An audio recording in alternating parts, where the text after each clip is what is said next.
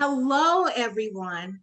Welcome to this installation of the Rodham Impact Speaker Series. You're probably thinking, okay, where's our beloved Dr. Gigi?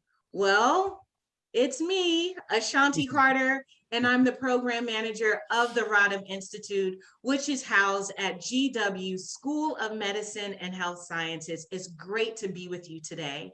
So as you know, last week we had a great conversation about the ABCs of health insurance. That was part one. So tonight we're going to conclude with the ABCs of health insurance, and we're joined by our esteemed panelists, which our moderator, Ms. Francesca Schillaci, she will go ahead and introduce them, but I want to say a few words about Francesca. She is our esteemed Rodham intern. She is a high school senior from Telluride, Colorado, and she attends Telluride High School, and she has the goal of going into math. I'm trying to steer her into engineering, you know, women in engineering. Hey, so I want to pass it on to Ms. Francesca. Thank you so much for joining us. Francesca?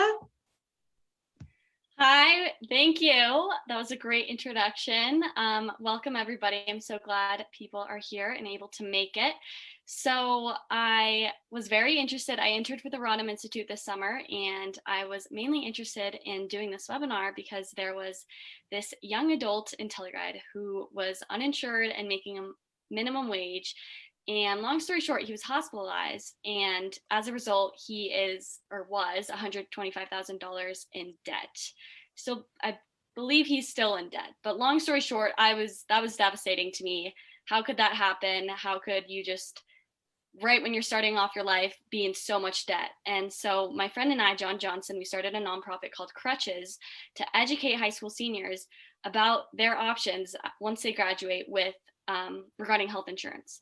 So that's my story, and that's why I'm here, and that's why I'm interested in learning more about health insurance and also doing this webinar as well. And I will pass it on to our panelist, Professor Sarah Rosenbaum. Thank you so much, Francesca. It's really nice to be here.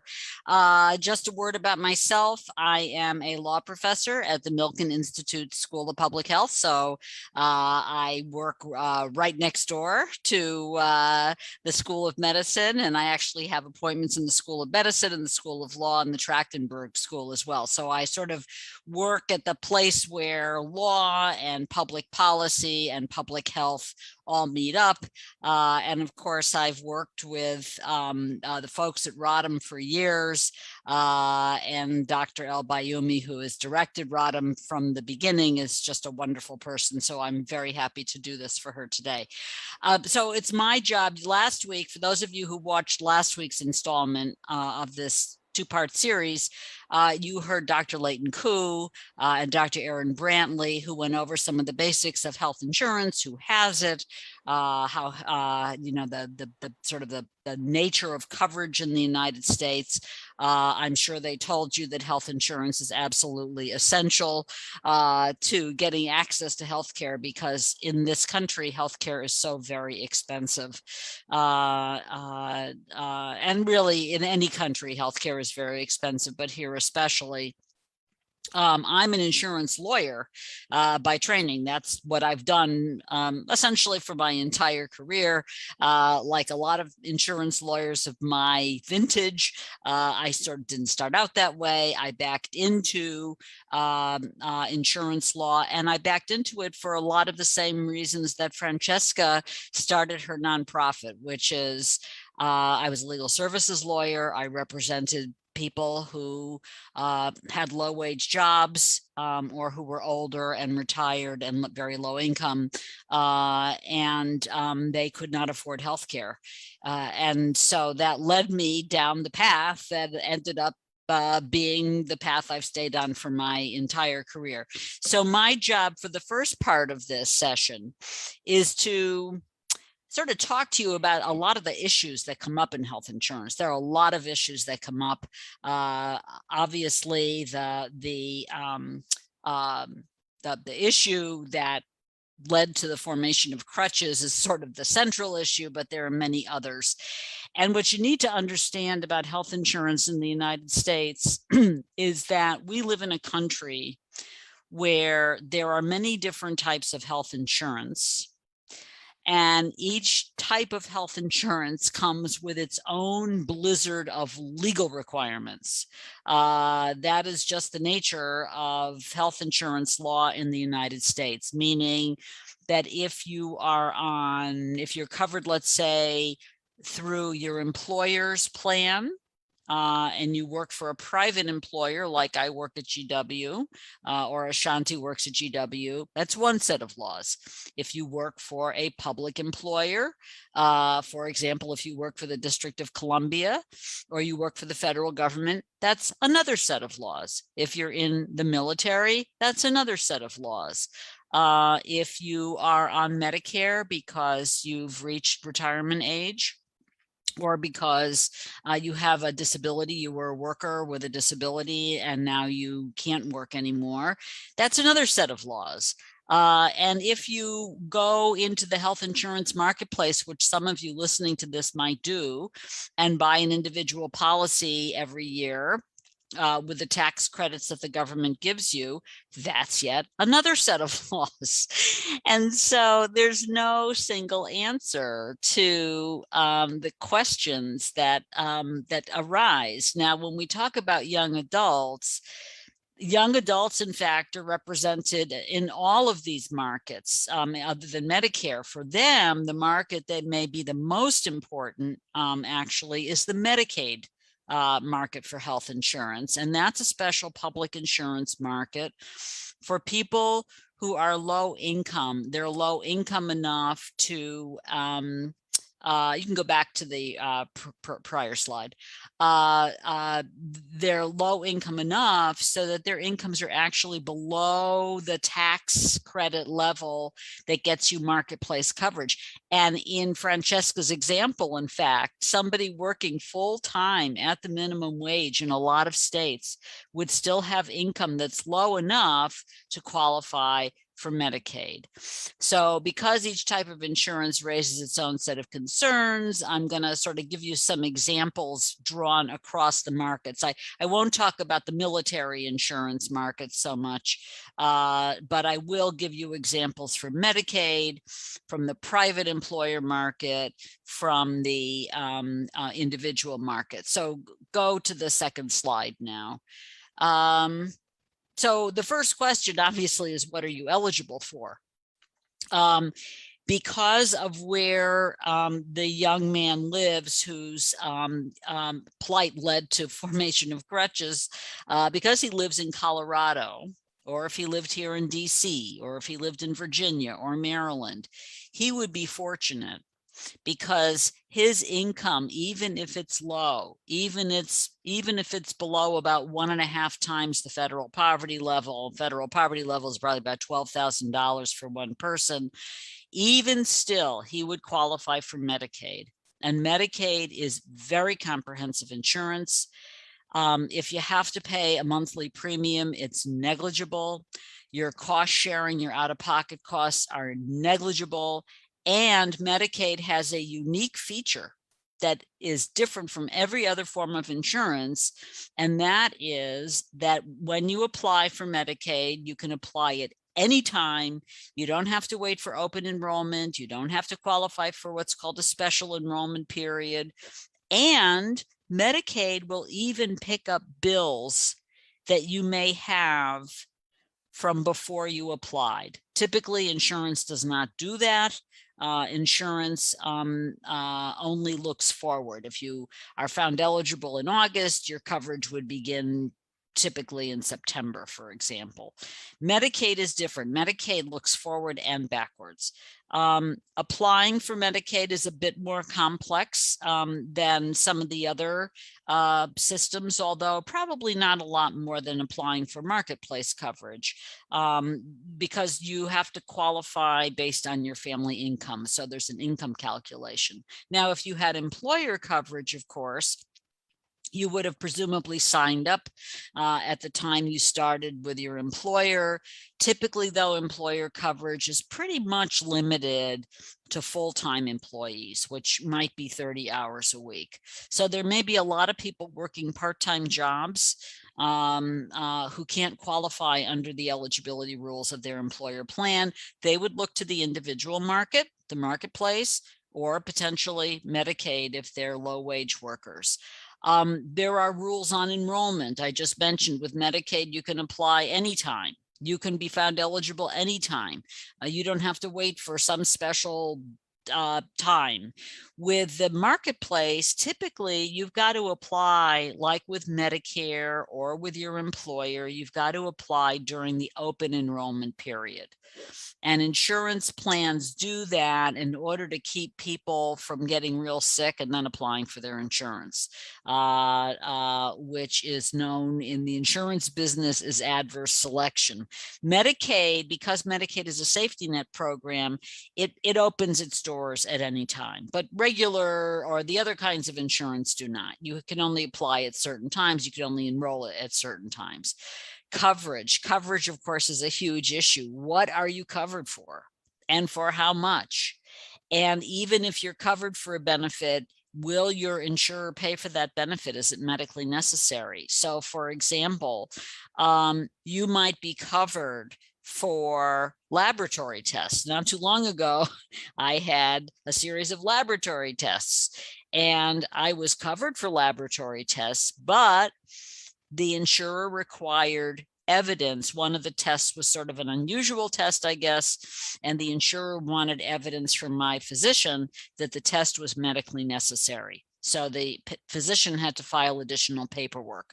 So just because you opened up your policy or what's called your summary plan description, the SPD, just because you open it up and says you're covered for lab tests doesn't necessarily mean that every lab test you get is covered. Not every physician visit may be covered. You may be covered for surgery, but still the insurer is going to want to know that a particular kind of surgery or physical therapy or anything else listed in your SPD is medically necessary. And I would guess that 99% of the court cases that have to do with insurance have to do with coverage. You know, it's a fight between the covered person and the insurer, public insurer, private insurer. The individual is complaining because he or she was denied coverage, typically because the service isn't medically necessary. Cost sharing. What do patients owe? So for example, in most insurance plans, and this is where Medicaid, as I noted, is quite unique, but typically in insurance plans, you have to meet a deductible, the amount that you have to pay for your covered benefits before the coverage begins. If you need a benefit that's not covered at all, typically that doesn't even count toward the deductible. The deductible is only the costs that related to benefits that you are actually covered for. And then when you what's called exhaust or meet your deductible, you often would face a copayment, meaning you have to pay a share of the cost. Typically, it might be 20% of what's called the allowed charge, the amount of money that the insurer pays. So if your doctor charges you $200 and the insurer allows $100 and you are in what's called an 80-20 plan, you would pay $20 and the insurance company would pay $80. For most of us, there is what's called an annual out-of-pocket maximum. There's a maximum amount you can be asked to pay in any given year. For Medicare beneficiaries, there is not. So next year, when I switch over to Medicare, when I retire, I will have my Medicare, but Medicare in some respects is not as good as private insurance. It doesn't have an annual out-of-pocket maximum payment, which means that a lot of elderly people on Medicare really face high medical bills, higher potentially than working age people face, which is sort of ironic since typically their income may be a bit lower. And most elderly people for that reason buy supplemental insurance coverage to sort of wrap around Medicare. One of the things about the modern insurance system is what's known as provider networks. When I was a young person, I had an insurance card and I just went out and used my insurance card. I had Blue Cross, which is a common form of insurance, and I took it to any one of the gazillions of participating doctors in the Greater Washington, D.C. Blue Cross plan, and I presented the card, and of course they then billed Blue Cross. That's not the way insurance works anymore. You have a network. So my health plan, which is the GW health plan, allows me to use, and I use our medical faculty group. So I use Dr. El Bayoumi's services and her colleagues' services. And it's a wonderful medical practice group. And luckily for me, the GW plan includes all of our own doctors. But not too long ago, my husband needed a service that the GW doctors don't offer. And I'm now in a big fight with the insurance company because, in fact, there was nobody in our area who offered this service. We had to go what's called out of network for the service. So now I'm fighting with them to cover the bill, even though I had to get the service from an out of network provider. So staying in network is important. It's also important because you get the benefit of the special discount rates that the insurance company negotiates with its provider network. So a provider who might ordinarily charge $300 for a visit might only charge in network $150 for that visit. So essentially it's a discounted cost, which is very valuable when you're trying to meet your deductible, for example. And it also limits the size of your copayment. Insurers face their own issues, and I'll leave this for Keith to talk about. But for example, is the insurer licensed to sell products in a particular area? You know, can they do business here? And what do they have to do to qualify for a license? And which markets can they participate in? A lot of insurers, like especially the big insurance companies like Aetna, may be in the large employer group market, the small employer group market, the military market in our area, the military health system market, the federal employee market, the Medicaid market, the Medicare market, the individual market. There are a gazillion different markets, and one company may have divisions for every market. And finally, there's a question that is a huge question for lawyers, which is if you are unhappy with your insurer, if you have a disagreement with the insurer, can you challenge the insurer's decision? And in the United States, virtually every form of health insurance allows individuals to appeal a denial of benefits. That is very important for people to understand.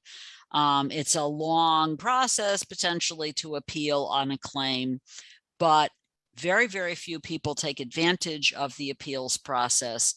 Generally, if you appeal, the insurer is inclined, unless it's a very rare situation, to work out an arrangement with you. Like I appealed this question of my husband's need for care, for which we have no in-network provider, and they're going to pay for a portion of the care my husband received. So those are some of the big issues, and why don't I turn it over here to Keith?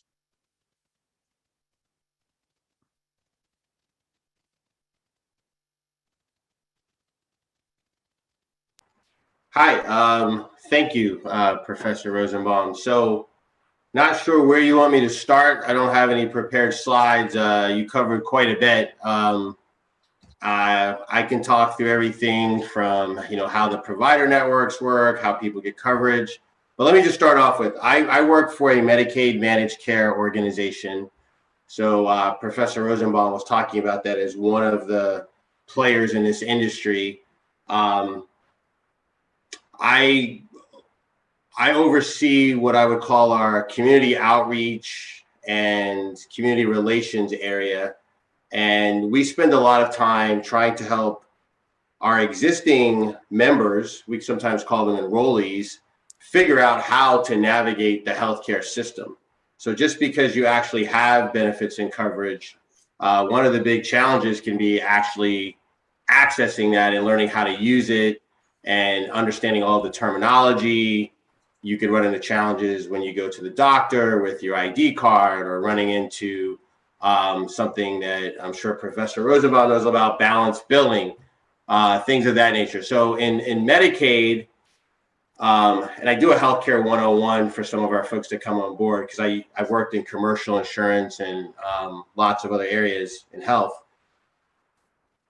The whole premise, at least in the district, is that the people that fall below that income structure that become eligible for Medicaid, they don't have any out-of-pocket cost to the doctors that they go see. They're expected, and they probably would be turned down if they were to go to a doctor that was not already contracted with the plan that they're in. So in the case of AmeriHealth, all of our enrollees have access to the doctors that we contract with. If the enrollee was with a different insurance plan, they would have access to those particular doctors. The reality is, in Medicaid, in a place like the district is very small, most of the MCOs, the managed care organizations, have the exact same network. So where does the challenge come in financially? Let's just say the beneficiary, or the enrollee in this case, was out of state and they went to the ER. And when they went to the ER, they didn't actually have their ID card with them. So you go in the ER, and there's this thing called Intala and a whole thing where they've got to provide care for you regardless of coverage immediately at that point in time. After they've triaged you, they've started assessing you, they're supposed to collect information. If you did not give them, and you were on Medicaid, your insurance card, they have your information. They're going to send you a bill at that point. And you're going to be thinking, well, I shouldn't be getting a bill because I have insurance coverage, but they don't know who your insurer is. And that bill now has to make its way to the insurer. So these are some of the pitfalls that can come up in that area. I'm trying to be a little structured about this. I'm just thinking of things that Dr. Rosenbaum talked about Professor Rosenbaum, Dr. Rosenbaum talked about that I could speak to. Another challenge that people may not be aware of when navigating the health insurance system is, and I'm going to go a little bit away from Medicaid for a second, this concept of a copay and co-insurance. We talked about deductibles. Most of the time when people go to the doctor, whether they have employer insurance or they bought it on the exchange, they assume they went to the doctor, they've got to pay $25 or $40 or $10 for that copay. There's another piece of that bill that the insurance company is paying. And this gets into that whole allowed amount piece.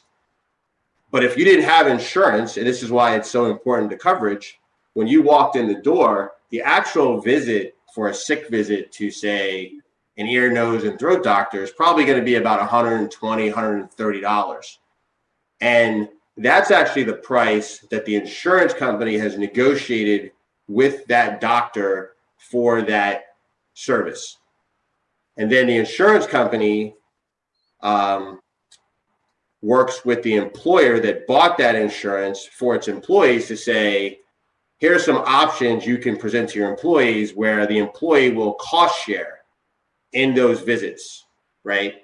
So when you go, or one goes and pays $10 or $20 or whatever that copay may be, that other piece is being paid by the insurance company.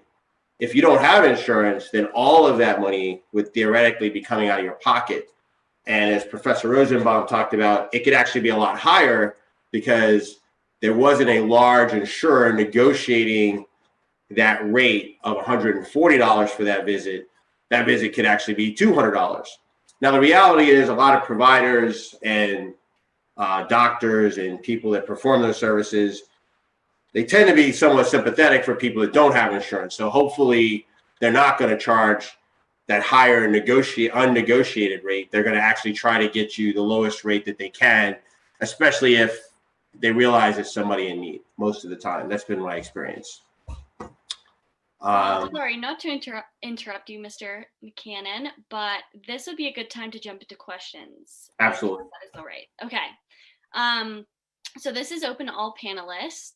So as COVID-19 has uncovered the need for seeing a primary care physician, do you foresee more people enrolling in ACA or Affordable Care Act? And this is open to anybody. You guys are both welcome to jump in. Well, in fact, the enrollment is way up. Part of the legislation that passed Congress in the spring, President Biden's emergency relief plan for COVID included changes to the whole subsidy system for marketplace plans. The legislation made the subsidies much more generous. Actually allows people now with incomes below 1.5 times poverty, which would be about $18,000 for one person. The coverage is free. The coverage is no premium at all. There'd still be some co-payments, but the coverage itself is free. And legislation passed in 2020, separate from that, under President Trump, changed the Medicaid rules so that for people who were enrolled in Medicaid back then, a year ago, their coverage just continues without any interruptions until the emergency period is over. And if you come on to Medicaid, since the date of that legislation, you too keep your coverage continuously without interruption. So between the marketplace changes and the Medicaid changes, the number of people who are uninsured barely budged at all. The numbers didn't go up very much because people were able to move to other coverage and because employers figured out how to keep the coverage. But in the marketplace alone, the coverage is up by over 1 million people who absolutely understood that in the middle of a pandemic, you don't want to be in the situation that your friend or the young man you described found himself in.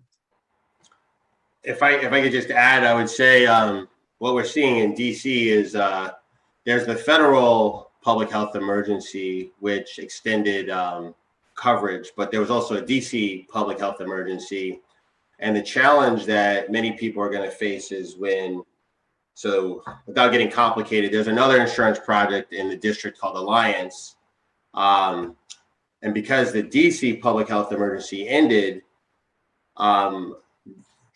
there's going to be a reevaluation of people fell off eligibility. So we anticipate a fair amount of people losing eligibility in the next 60 days. And then when the larger federal piece is public health emergency ends, there's still people are trying to get their handle around what is that going to mean for people that they may still be below the income thresholds, but they may not have taken all the steps necessary and everything to renew their coverage. So we anticipate a significant hit in terms of. Oh yes, it's a really important point. And in fact, I've done a lot of writing about this problem. I mean, Keith is living the problem. I write about the problem, and the concern is the amount of help that people are going to need when the whole process of renewing your coverage starts up again for public insurance, and they've sort of gotten used to not having to renew their coverage. It happens once a year in the Medicaid market typically. And suddenly people are going to be walking in, or in Keith's case, they're going to think they're still members of the plan and they're not members of the plan anymore. And so everybody's sort of scrambling the hit could be millions of people across the country.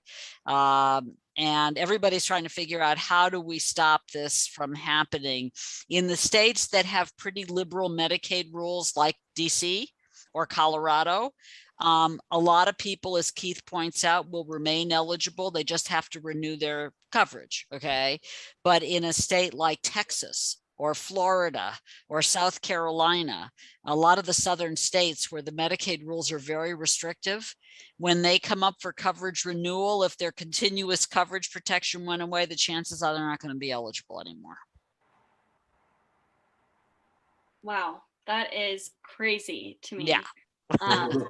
This is what happens in a country.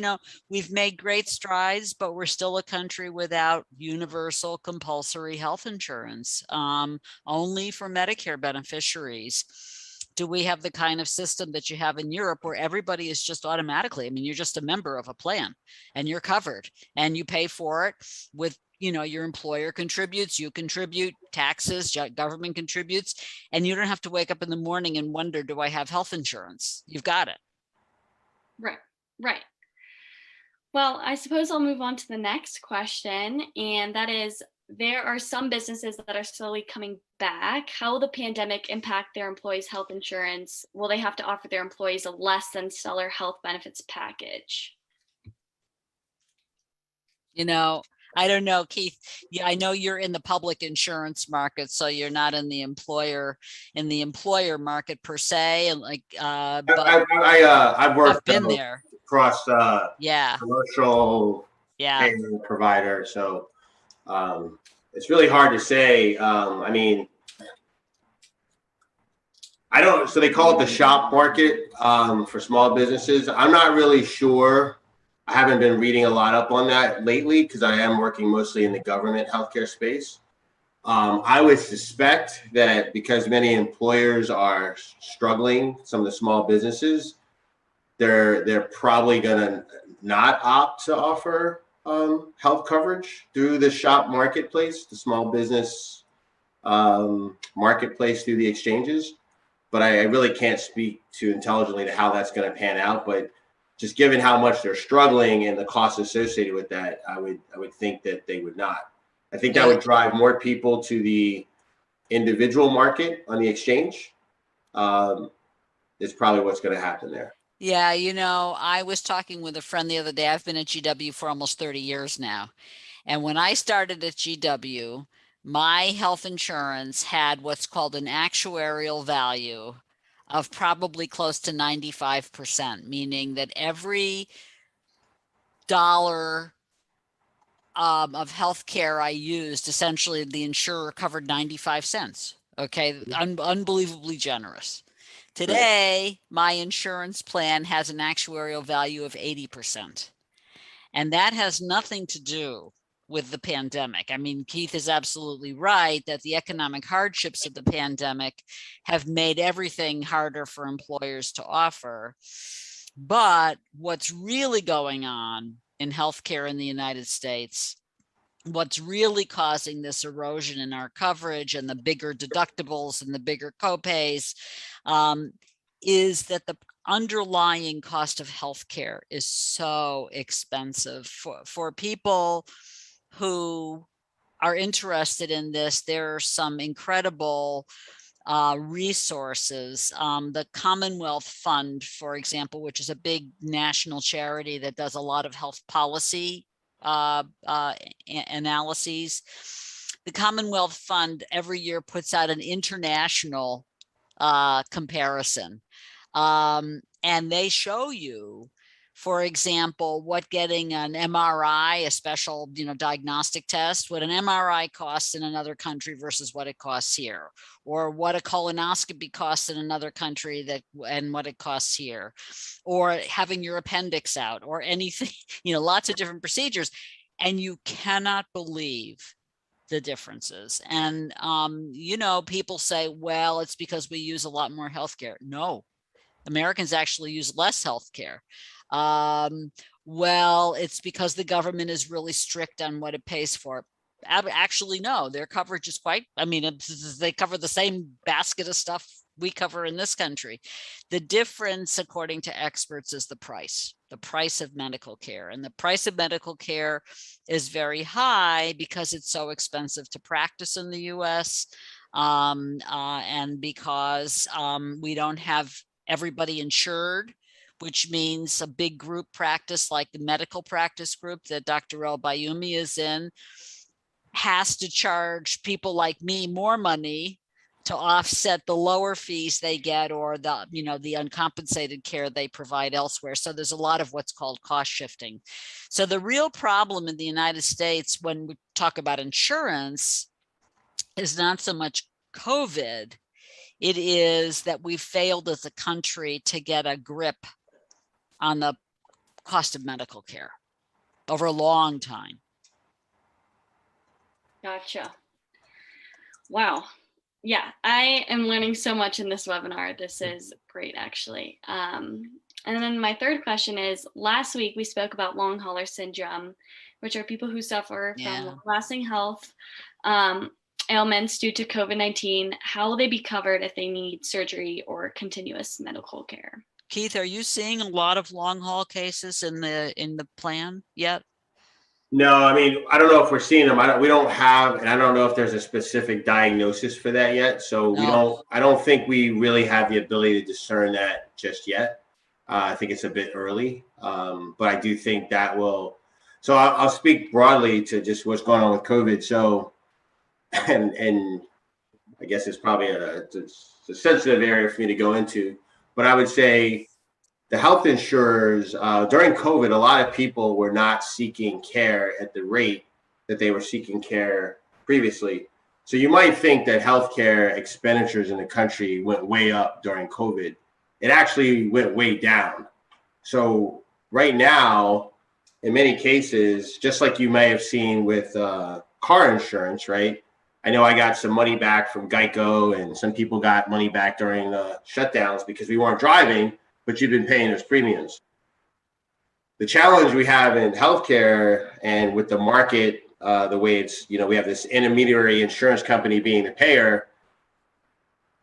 Insurers have been paid premiums, but healthcare costs, expenditures went down, but they're now starting to rebound in spades, right? So you've got kind of a mismatch of situations. So like, let's just say somebody was going to the doctor regularly for their diabetes or their hypertension or what have you. And for a year and a half, they didn't go to the doctor, but they should have. And maybe they were taking the same meds they were always taking. But now when they go back, they've got more complications. So now their illness acuity and other things are worse than they were. And it's probably going to lead to more healthcare problems down the road, which are going to be more costly. So there's a real, I guess, uncertainty about just healthcare costs in general right now. Yeah, no, this question, there's absolutely the issues that Keith is raising. And as far as long haulers go, he's absolutely correct, of course, that we are only beginning to understand what the cluster of conditions is that fall into long haul COVID. And so today it may be that, for example, people who are left with tremors, let's say, tremors and conditions that sort of resemble Parkinson's may be treated as Parkinson's, and yet what you're really looking at is long haul COVID.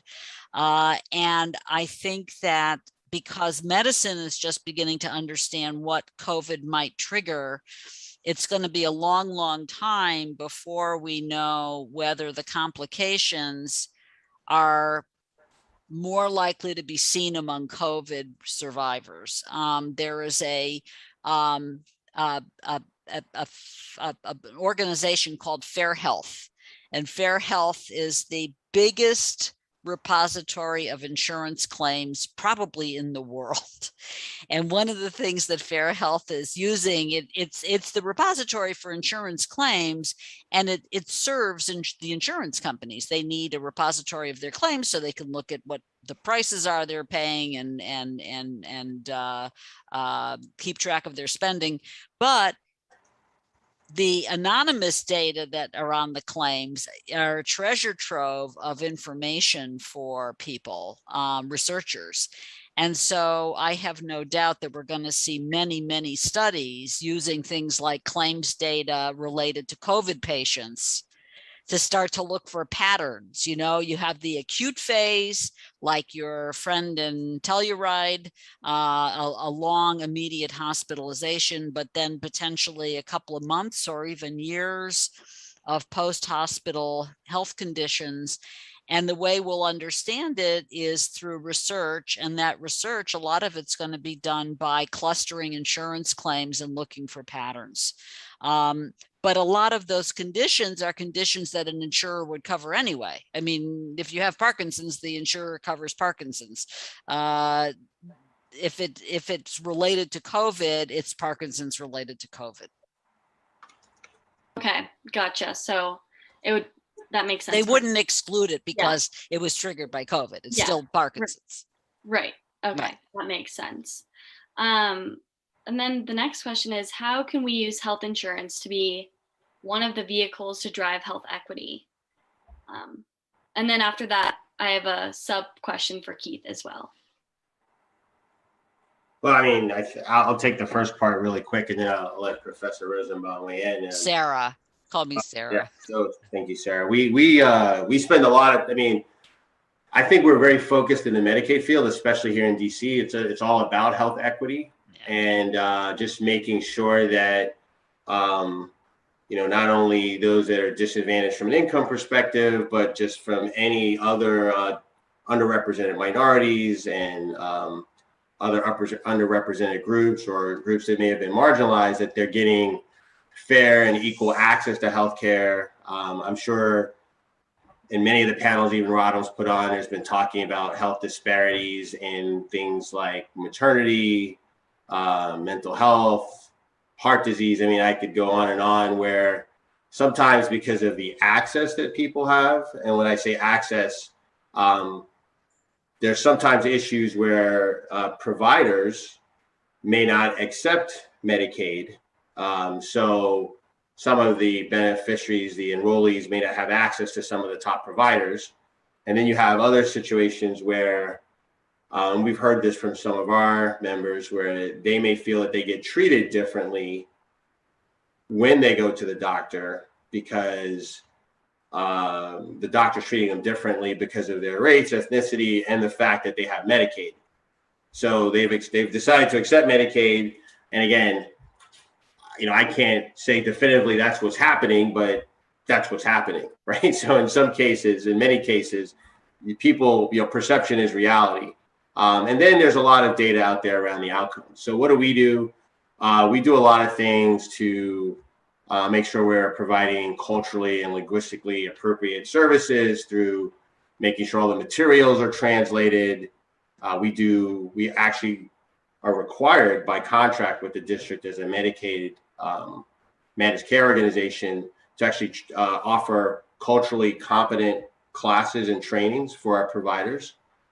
We try to make sure that like our provider directories and our search tools allow people to search for those type of things, whether the office is disability accommodating and has made those accommodations. The website are prepared for people that may be visually impaired, and documents.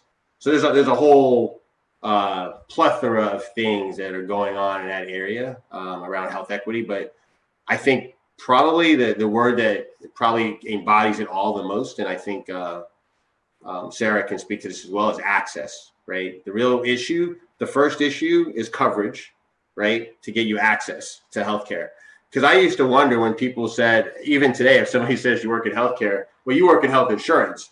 But the reality is, without insurance, you really don't have healthcare. I want to give another plug. So when I talk about when the Affordable Care Act and Obamacare was first being debated, and I think that what I felt there were some really disingenuous arguments being made on the side against any sort of expanded coverage, is that, well, we have the ER, right?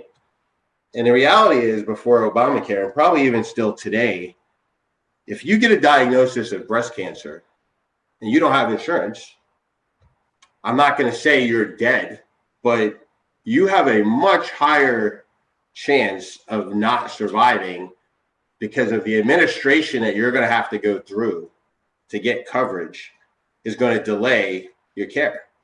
And any delay with a cancer or anything serious like that is a life-threatening situation. So you can go to the ER. Let's just say you need dialysis, right? They're going to dialysize you. This is I won't explain the procedure, but it's a very important procedure for taking poisons and other things out of your body. They're going to do that in the ER on an emergency basis, but you can't do that every day in the ER. You can't get chemotherapy in the ER. So there's a lot of things that the average American probably doesn't understand or realize when we talk about this health insurance So for me, it's always been kind of crazy how we provide food services in some cases for people that we won't provide healthcare to. It's almost like we really haven't really thought things through very much in terms of public policy, because the debate becomes a little disingenuous, and some of it, for the people, I think that maybe I'll just give them the benefit of the doubt. They don't know any better. They're not asking the right questions, but I think some of it is just a disingenuous debate often. Yeah, I would just know, I mean, I couldn't agree more with Keith that in this country, because of the cost of healthcare is health insurance. If you don't have health insurance, you cannot get in the front door. You may get the odd emergency room service. And I should note, Keith points out, the importance of EMTALA, and EMTALA is very important. EMTALA is actually very limited law. When I teach health law, we start with EMTALA, and we look real closely at EMTALA. When you get down to it, what EMTALA says is that if you present yourself at an emergency department, somebody's got to examine you. And if the emergency department decides you don't have an emergency medical condition, you don't get anything. They send you away. And not because they're being mean, but because if you have no insurance, and I mean, emergency departments are not there to do urgent care or things that aren't emergencies, but to use Keith's very good example, if you have breast cancer and you presented yourself at an emergency department, of course it's an emergency. In the larger context of things, you're going to die from breast cancer in all likelihood. But it's not it's not the kind of emergency that an emergency department under EMTALA is expected to deal with. They're expected to deal with car accidents. They're expected to deal with women in labor with an imminent delivery, or in COVID, of course, we've seen this a lot, people who are suffocating. But it's no way to get your health care. And so if you look at the uninsured rates in the United States, and I think Leighton and Aaron might have spent some time on this, if you look at who's uninsured in the United States, you're much more likely to be uninsured. And you're much more likely to depend on government insurance if you're a member of a racial or ethnic minority group, which is why how Medicaid performs, how Medicare performs, how the Children's Health Insurance Program, which is a companion to Medicaid, performs. These are all really important questions for racial equity. I should also note that one of the most important racial equity studies ever done was an amazing landmark study by a researcher named Kevin Schulman, who's now at Duke University. And he took a script. And there was one for men and one for women. And there were, as I recall, 8 people. And this was done with a group of doctors. In fact, he went off to, I think, a conference of internal medicine physicians, and he asked for volunteers. And the physicians were all kinds of people. And the patients, it was a simulation exercise, and they were asked to assess the patient and give their diagnosis, a preliminary diagnosis, and what would they do next. And lo and behold, what turned out to be the case, and everything was controlled. The patients were equally insured. They had the same jobs. So 2 people would be school teachers, 2 people would be insurance executives, whatever. Invariably, African-American patients were diagnosed at a lower rate of intensity, meaning that they were not assessed as needing specialty care, and they were referred for specialty care far less time. They described their symptoms the same. I mean, this was a script, so it was very controlled. And compared to men, even minority men, the worst outcomes in terms of just missing the condition and not referring were minority women. And it's an incredible study, because what it shows you is that even well-intentioned physicians when presented with the same patient, the same presenting condition, the same characteristics, everything the same except color, reach different decisions about how significant the health problems being described were and whether the patient should see a specialist. Now, one could say, well, seeing a specialist doesn't say whether it is that's good. It may not be good medicine to see a specialist, but under these conditions, the expected response from the physicians would be, that's a serious problem. You probably need such and such and such and such a test. You need a cardiac catheterization. And only certain patients got referred for that. So there's something that goes on in medicine. The Rodham Institute, of course, is designed to deal with this. Dr. El-Bayoumi is somebody who's spent her life worrying about this, along with other physicians at the practice. There's something that happens in medicine that has inequity in it, even when you hold everything else constant. Wow, that's crazy. And I'd like to mention that the study that Professor Rosenbaum was mentioning is linked down below as well. Oh, you have it. Yeah, there it Yeah. is. Yes. The real landmark study. And one of the more interesting things is the blizzard of outrage it triggered. Oh, the responses. Sure. So it's worth looking at the study. It set off a firestorm. You can imagine the firestorm it triggered. Yeah. 100%. And I just have a follow-up question for Keith, which was a bit ago, but how does adverse selection and provider contracting impact enrollees, especially those enrolled in Medicaid? Yeah, so wow, so it's a lot there. I would say it kind of goes back to the access issue that so in DC we've had situations where so I'm going to describe what adverse selection is in a very real sense. So let's just say there are two insurers in a marketplace, and one insurer has a contract with a specialized group of specialists and a hospital system that's prestigious. And then there's another insurer that doesn't have that provider network, those providers in its network. So if you're a person picking insurance, you would probably want to have the insurance company that has the doctors that have the most expertise, right? So if one of the providers is if one of the insurance companies is the only insurance company that has those providers, that's going to make it so that anybody who has significant illnesses choose that particular insurer. So it stands to reason that the costs for that insurer are going to be higher because they've attracted a clientele with a higher acuity, with more illnesses and higher acuity rates.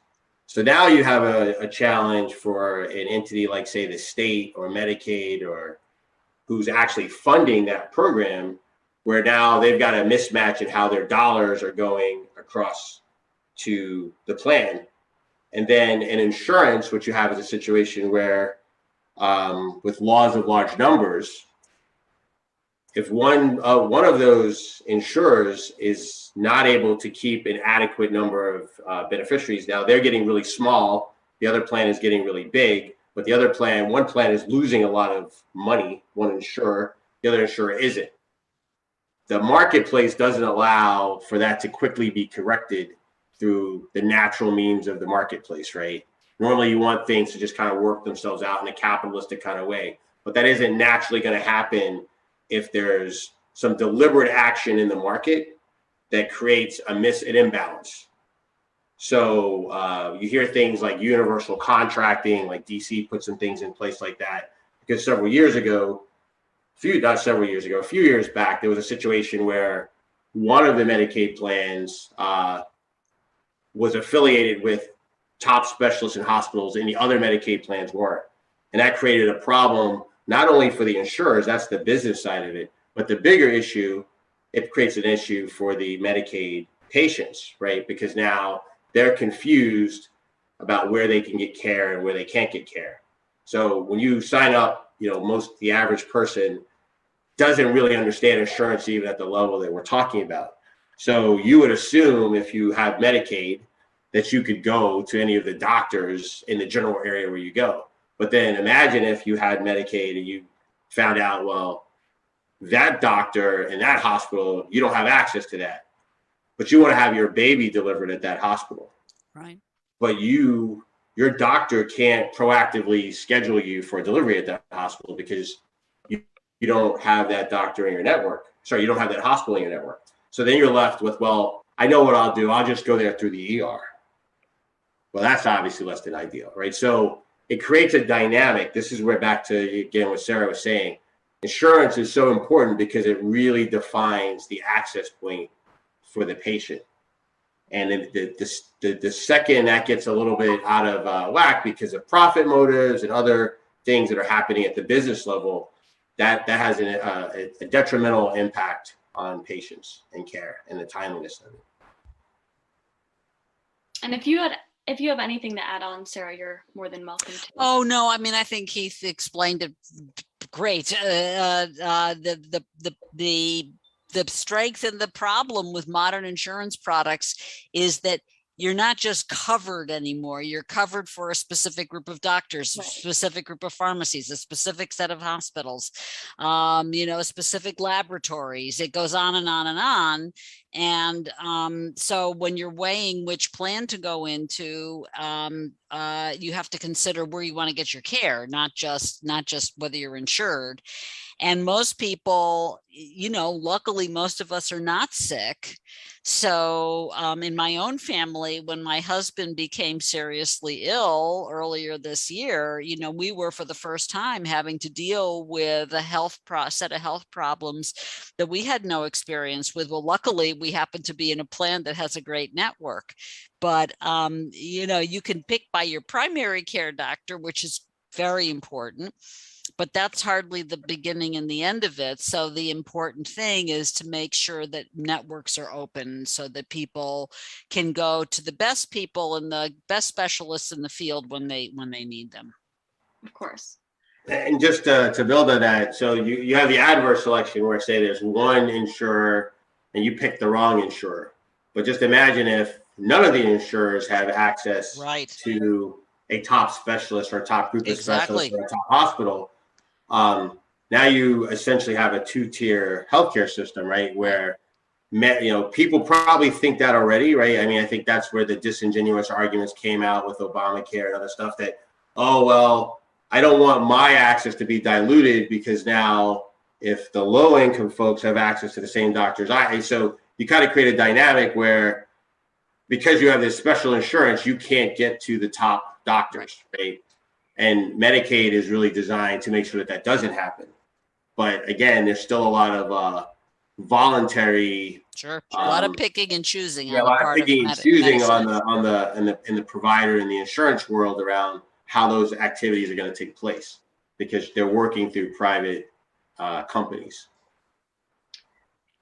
Gotcha. Which is why you've heard back in whenever the elections come around, people start talking about public options and things of that nature, because the idea is to really take a lot of that choice, not the choice from the consumer, but the choice of the businesses in the market about who they're going to work with and who they're not going to work with. Right.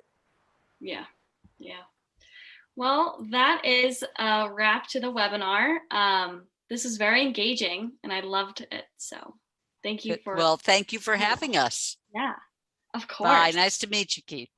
Nice to meet you. Bye, Ashanti. Goodbye, everyone. Thank you so much. And join us next time as we discuss various topics for our Rodham Impact Speaker Series. Thank you to Francesca. Thank you to Professor Rosenbaum.